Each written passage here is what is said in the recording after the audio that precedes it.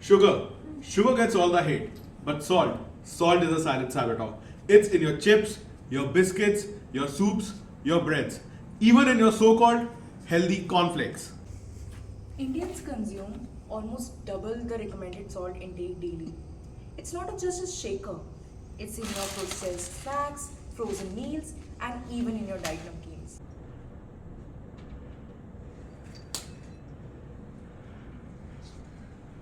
Fancy salts don't solve the problem.